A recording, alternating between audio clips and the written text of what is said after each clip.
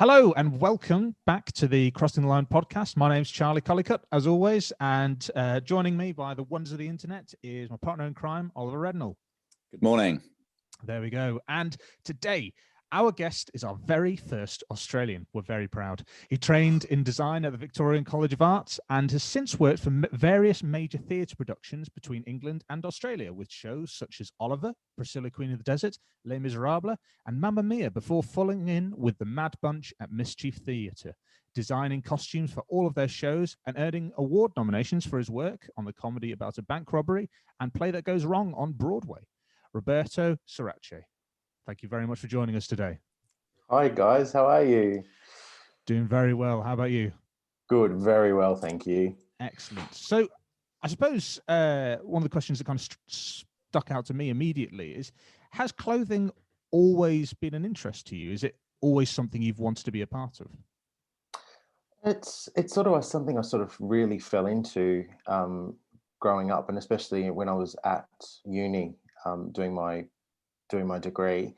I kind of went into that as primarily a set designer, and through just the mentorship and working with my costume lecturer, I just found that I had a knack to sort of making and drafting patterns and doing all that sort of stuff, and then that's sort of what brought me into the world of sort of then dissecting characters and looking at things from a design and clothing perspective of when you are designing a show, and was really interested in that sort of stuff. And then I kind of just fell into it after I graduated, in terms of just working on some of the major musicals in both Australia and in London, and it's just gone from there. And that's kind of how it sort of happened. But I do sort of I still try and classify myself as a set and costume designer, because I still do it. I just haven't done it. I haven't done my first professional gig. It's scheduled, but thanks to damn COVID, it's been postponed till God knows when. But it is something I'm very looking forward to doing, hopefully next year. Hope. Fingers crossed for you. And yeah. So you would classify yourself mostly, or as both, but you focus mainly on the clothing design part of it? Yeah, at the moment, absolutely, at the moment. And that's primarily what I've been doing with Mischief since day dot, is they've sort of entrusted me with all their projects, and clearly I'm doing something right, I think. And yeah, they just keep using me to do all the clothing for them for all their projects, which is great. Having a ball. Well, I was going to ask, Mischief Theatre's productions are quite varied. You know, you've got some old age kind of period costumes, you've got Peter Pan, you've got modern day grown-ups. How do you decide or design? Where do you start when it comes to designing them? For me, it's always about the dissection of the characters and understanding what the journey is throughout the piece, especially with the theatrical stuff. The narrative of each character is all there, and I have to find a way to evoke the mood, the period, the journey, and the story, and trying to help push that story along with what they're wearing. For some characters it's very minimal, but for some it's quite elaborate and quite detailed. But for me, it's always the script is always the starting point, and then going from there and working out how I'm going to do that. And then, but with Mischief shows, I've also got to think of the technicalities and the movement and the gags and all the physicality, because it is essentially like I am designing clothing and costumes, but I'm also designing circus wear, dance wear, physical theatre wear. It's all these things, all these layer upon layer upon layer, and it's got to last 8 shows a week and beyond that. So it's a lot to think about. I was going to say, you must have to design in an awful lot of fortitude into the clothing.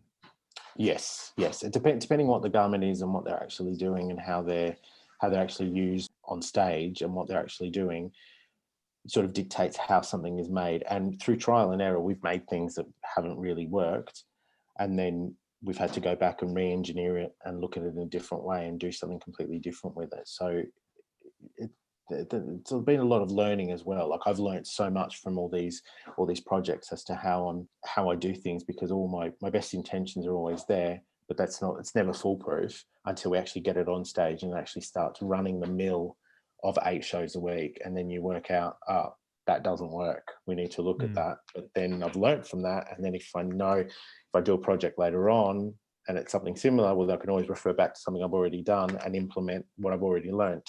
So it's a constant learning process.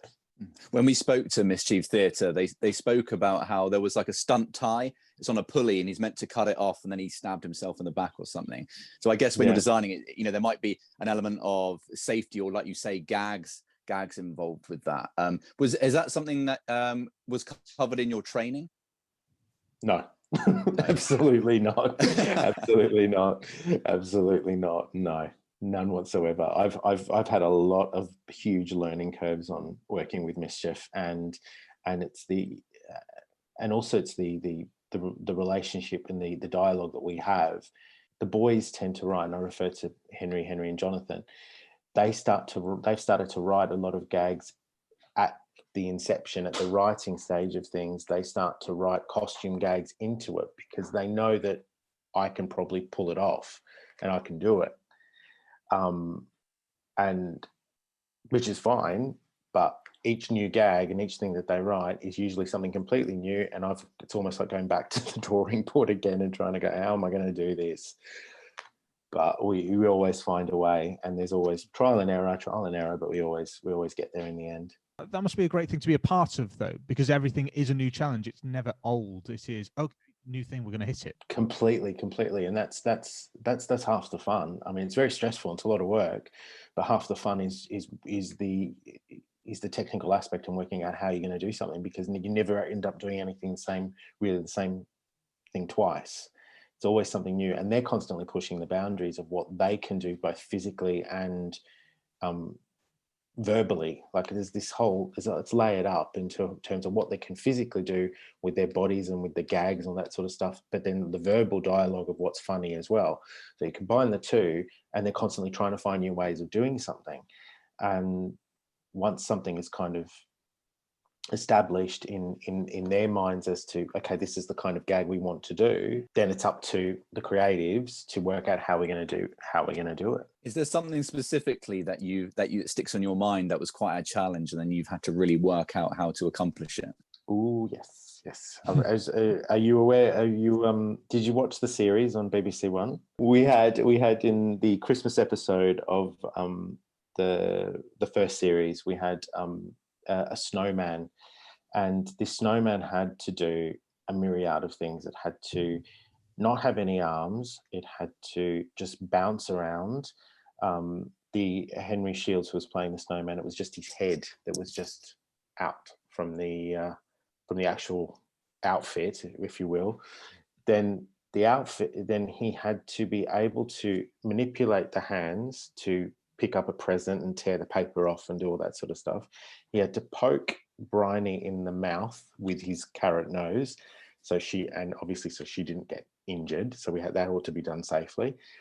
And then the whole thing had to culminated to the scarf had to get caught into a toy machine as he spun around, and then the whole costume got lifted up off his body, and he got birthed out of the end, and he was just in his pants.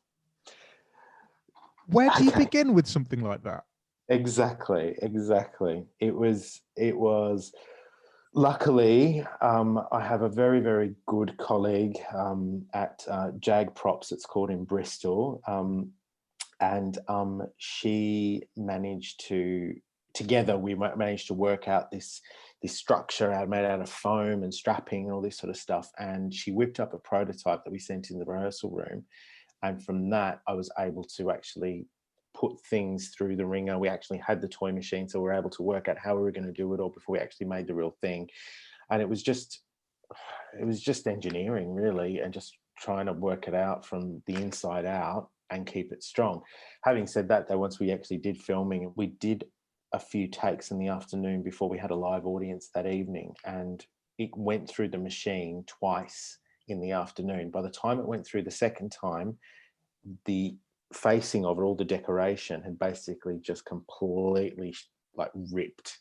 It was just a nightmare. And I had 2 hours to fix it, and I had to glue it all back on, had to repaint it, and it was a nightmare. It was very stressful just to get it ready for the evening performance.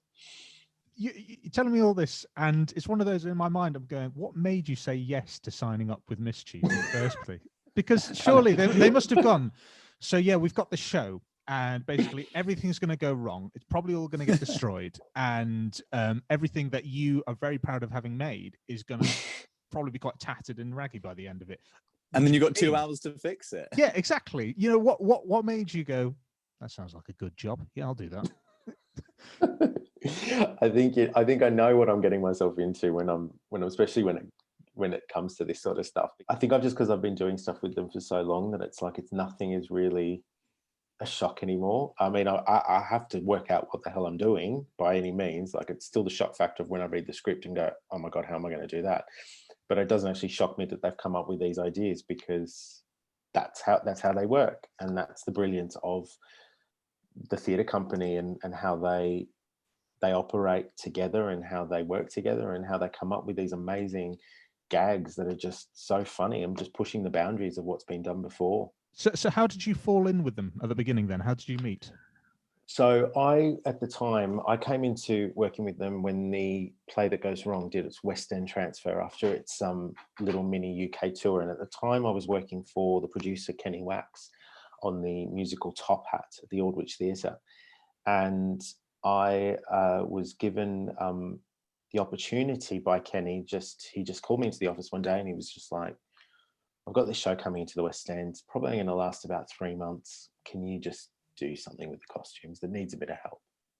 And I was like, okay, sure. You know, it was just kind of like run of the mill sort of thing. And I went and caught up with them all in Southampton. This is back in 2014, and met up with them, had a bit of a chat, all that sort of stuff. And then I went away, and before you knew it, we were there getting ready for this West End premiere of Play That Goes Wrong in these like costumes. I literally 2 weeks, I cobbled them together. It was a very, very quick sort of thing.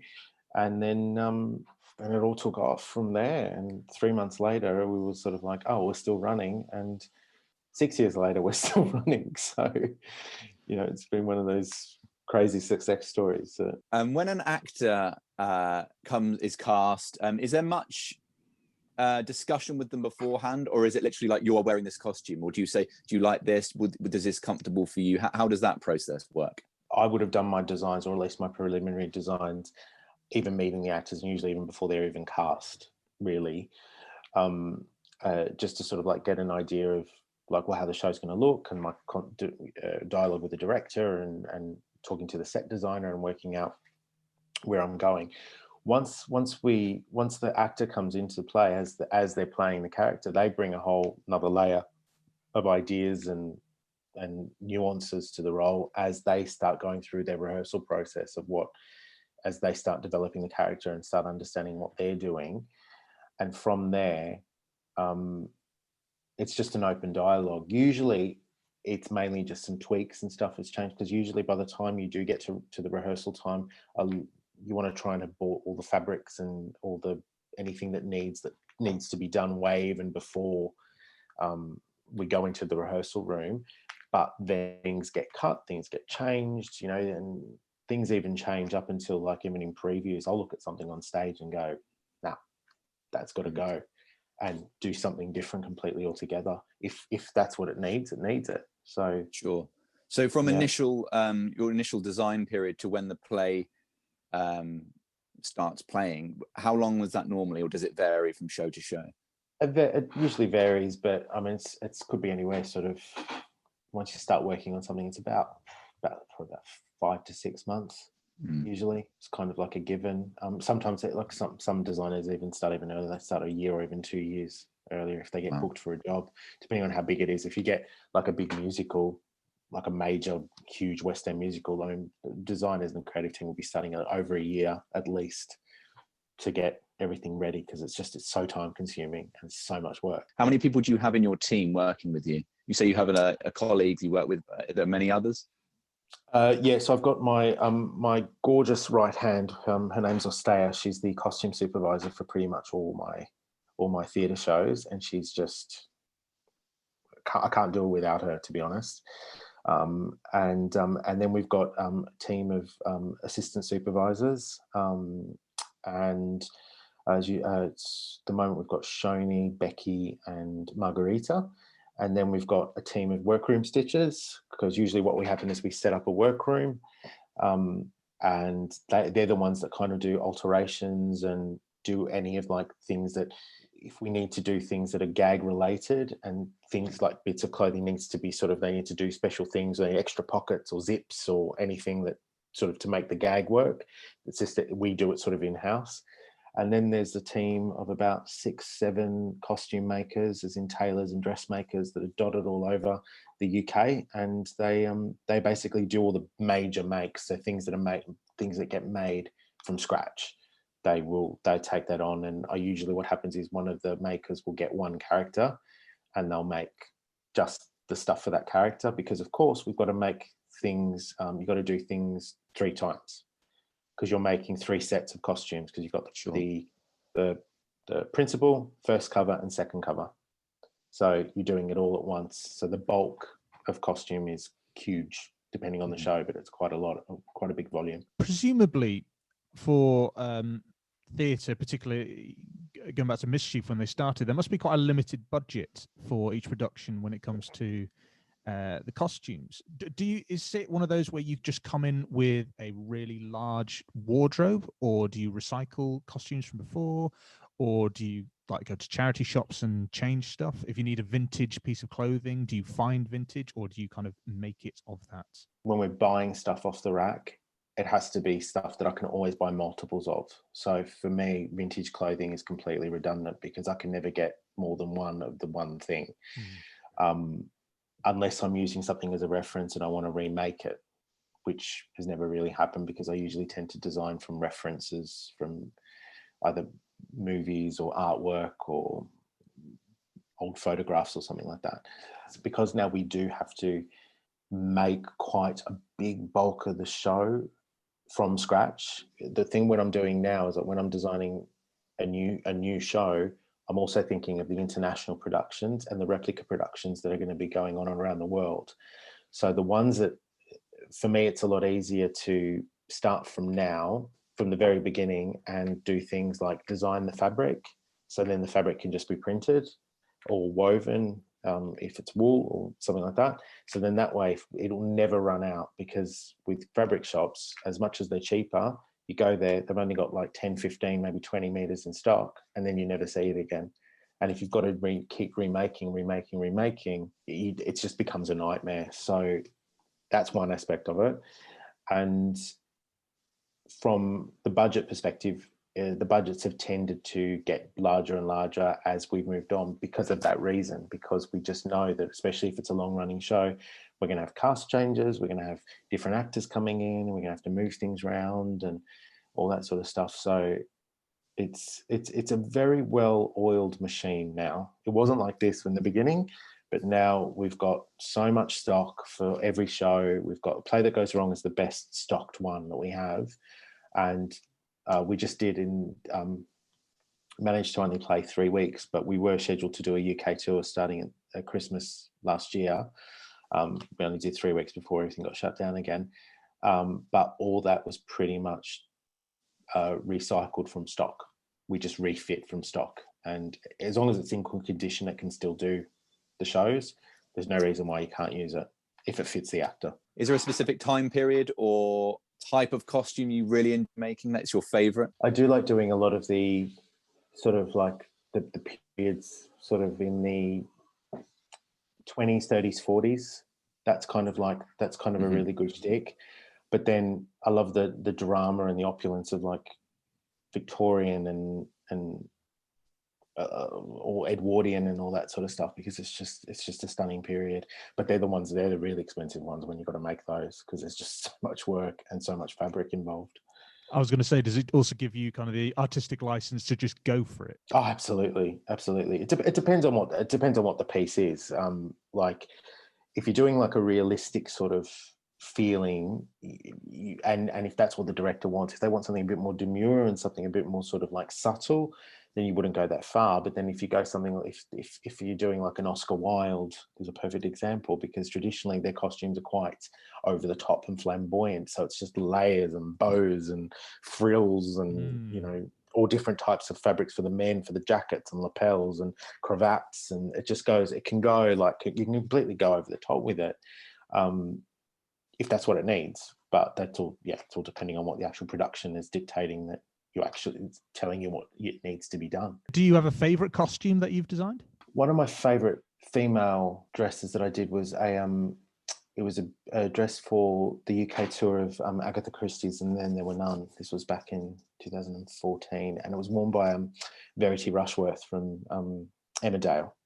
She played the role of Vera, and it was this beautiful, beautiful plum gown, 30s gown, and it was sort of like, had all these layers and all these beads. It was all this really, really intricate beading and stuff on the edging, but it was in the script, it calls that she needs to shock one of the other characters, because she's basically wearing a backless dress where it's literally almost to the top of her ass crack. Like that's how far down it is, and it's like, it's all scandalized and all that sort of stuff. But and the way I did it was I sort of cheated a little bit, because when she came onto stage, the dress was all very high, it was high necked and long sleeves. So when you looked at it from the front, you can't see that back is anything special. You just would assume that it's all covered up. When she finally has the moment where she reveals and turns around, you see that, and the audience, every time I saw the show, the audience just sort of gasped, not in shock, but just sort of like in a wow, sort of wasn't expecting that sort of thing. And of course the other character comments on it, and then they have their little dialogue, because she basically calls her a hussy and stuff. And then that is what I mean when I was saying earlier about contributing to the actual characterization and pushing the story along, because you're giving the visual to go with the dialogue and amplifying what's actually happening on stage. So the audience, they don't have to think, they can just enjoy. It must be lovely to have that reaction, because obviously actors with their performance get it, and the director can sort of get that satisfaction. But when you're there witnessing an audience reacting to something that you've personally done and create that effect, it must be a really, really great feeling. Yeah, I love it. It's so satisfying when that sort of, when I think of doing something like that, and then it actually pulls off and it actually works. It's like, okay, it's worked. This one's all right. It's a lot of fun. It's a lot of fun to come up with these ideas and these little things that I don't expect the audience to ever sort of really get it. It's not something that's like, it should be obvious, but it just helps them. It just helps them in the moment and in that part of the story and that part of the evening. And if one person just sort of like just sits there and goes, "Oh my God, look at that dress," I'm happy. That's all right. Oh, that's great. And when you are designing your clothes, like you just mentioned there, it was to show off for a gag. Is it purely down to your design at the end of the day, or do the actors get a say in what's happening, or the director, or is it, no, you're the costume designer, this is how it's going to go? It's a little bit of both and a little bit of everything. I think it's always layered, and it always comes from all different parts to sort of like reach that final thing. I mean, sometimes it's like I'll do design to paper, show the director, show the actor, and they're like, "Yeah, great, that's it, I get it," and done. And then you just crack on. Some things don't work, and you sort of have to tweak, and you have to look at things, and sometimes the way I think that's how something is going to sit on someone's body doesn't necessarily work that way, so you might have to change it and stuff. So it's constantly evolving. By that point, it's like the actors are just sort of like, yeah, okay, now I'm in the zone. They put their costume on, they're in the character, and they're ready to do their job. And that's all I care about, just for that sort of, to give them that sort of helping hand in effectively creating that character and making them feel them personally as the actor, that when they have that process of actually getting into costume, getting into their wig, getting into their makeup, that they are starting to embody the person they're playing on stage, and they can just get on with it and do their job. My job is I just want to complement what they do I don't want everyone to detract. I never want to pull focus. I never want to make it about me. I just want to complement what they do, because the two have to work together harmoniously with the help of the director, making it all come together from the rehearsal stage. And then you get what you see on stage in the end. That's amazing. Brilliant. Is it? Well, it's because it's such a, it shows that literally every part, you know, everyone we've spoken to over the course of doing this podcast, every part of it goes down to, this is an ensemble. We all work together to pull this together. Absolutely. And that is the big ethos of Mischief. Just to go back to Mischief, yeah. I was going to say, I had two questions off that then. Do you ever have like any actors who are completely uncooperative with what you've done, and like how do you work around that? And the other one was, have you ever had like a really bad wardrobe malfunction? Like any funny stories that, particularly with Mischief, I imagine there've been plenty where it's just gone wrong and they've had to roll with it. Okay. In terms of the actor business, I'm going to say yes, and I'm not going to say it's Mischief related. Sure. And that's all I'm going to say. Okay. It's like doctor confidentiality agreement. Sure. So let's just say that, but like it's not with the Mischief troupe, thankfully. But your second question, yes, and that was with Mischief, and it was one of the funniest moments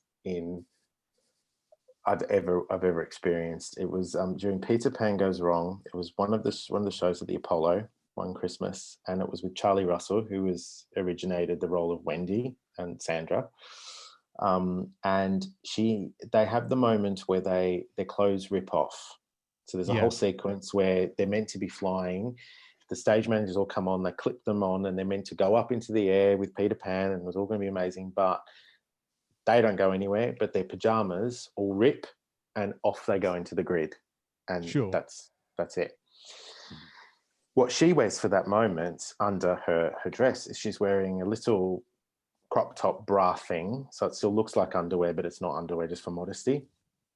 And when we put underwear on stage, for the most part, we tend to make quite high cut pants for the girls, just as a security and modesty thing. And also for the audience, it's not something that we're not going to use flimsy, tiny underwear or thongs or anything. But what they do is the girls wear their own underwear, then they wear their tights, their skin color tights, and then they put these show underwear over the top of their tights. So then it gives them a sense of security with their legs not being exposed to skin, and it just looks better on stage because legs can tend to be with knees and all that sort of stuff, can tend to be some just like general skin tones and all that sort of stuff. It just gives everyone a nice look. And I suppose with the lighting, it's quite bright and it can be... Exactly. Yeah.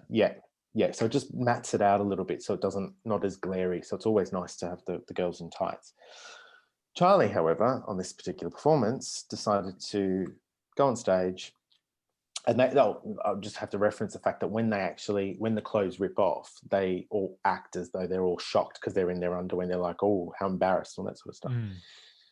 Charlie's, in this instance, the clothes ripped off, and she was doing all her normal acting, and then she does all that hand on mouth and then hand over her tummy and all that sort of stuff, and she looked down, and then she looked up, and she stopped acting, because then she was actually legitimately losing her mind, because she forgot to put over her show pants over her tights. So through the tights we could just see her thong. And so the audience would have thought it was just part of it. They wouldn't have known any different. But I just saw it, and I just went, oh my God. And I was in shock. I was in horror for her. And she was mortified. She was dying. And after the performance, I spoke to her and I said, oh my God, what happened? And she was like, the first thing she said to me, she goes, I am so sorry. And I'm like, why are you apologizing to me? She goes, because I wasn't wearing your pants. And I was like, I'm not worried about my pants. I was worried about your Lady Gaga out there for the whole of the Apollo Theatre to see. That was the problem. And like that's a bless her. That's what she was more concerned about. But it was just, but we just laughed, and to this day we still laugh about it because it's one of the funniest moments ever. We're coming to the end of the podcast, but there's a question we like to ask our guests every time they come on, and we haven't really gone on to the topic of movies much this podcast. But is there a movie out there that you are ashamed you haven't watched? I'm trying to think if there's like an important movie I should have watched that I haven't watched, but it's like I don't really watch any Star Wars. Put it that way. I'm not really. That was another one. Sure. Yeah, we've had that before. So, yeah, and I kind of like when everyone talks about Star Wars, I'm like. Like that. I'm just completely not. I've heard it's good. Yeah. I remember watching the original 80s versions. I watched as a kid, but then I never really got into it. But that's a personal preference, really. I think more than anything.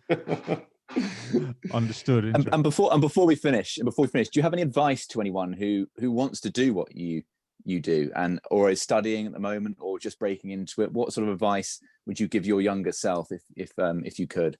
I was very fortunate enough that I had a lot of opportunities fall into my lap where I was able to do a lot of experience and work, not necessarily paid all the time, but I managed to do a lot of giving up my time to work with certain designers and supervisors and stuff to really sort of like learn what to do and what not to do, in fairness. And to anybody who is at college or is thinking about college and thinks it's a good place to start, it is definitely a good place, a foundation to get an understanding as to what it is to do about how to do costuming. And a huge thing that I believe a person should know is actually how to sew and how to draft patterns and understand the technicals of construction, because that really helps when designing, because you understand when something is made, how it's made, so you can achieve what you want it to do, because it's not necessarily you might want to manipulate it or you might want to do something different to it or something. And then as I moved up the ranks from working professionally as a dresser and moved up the ranks to designer, that took me a good 10 years to get to that point. But my years of working on major musicals, both in London and in Australia, was completely invaluable to how I work now and understanding how to run and organize a show from a technical perspective and a wardrobe perspective, as well as an on-stage perspective. That any type of experience is just invaluable, and get as much as you can, and hopefully you'll get the same sort of luck that I did and meet the right people and network and get given the opportunity like I got given with Play That Goes Wrong, and which I'm going to be forever grateful for. Because with actors and directors, it's more sort of publicized that it's very difficult, but it's actually difficult for everyone in whatever field you're in the entertainment business, really. Yeah, I couldn't agree more. It's very hard to get your foot in the door, but people that persevere and they show an aptitude and they're good to work with and pleasant to be around and just have a good understanding of design and construction and all those things. If you've got all that, then it's you've got no problem in going further, because someone will take notice and take you under their wing. Thank you very much, Roberto, for coming on today. So welcome. It's been very, very insightful. Very great stories as well. That one was very Thank funny. you. But to our listeners, thank you very much for being with us today. Till next time. See you.